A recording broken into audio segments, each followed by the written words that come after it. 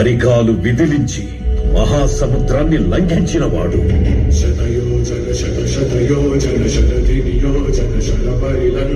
రాక్షస సైన్యాన్ని మట్టుబెట్టి రావణుడి సింహాసనాన్ని కంపించినవాడు.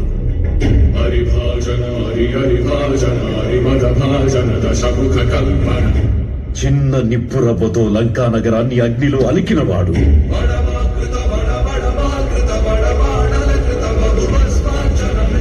త్రేతాయుగంలో రాముడి నీడయ్యాడు.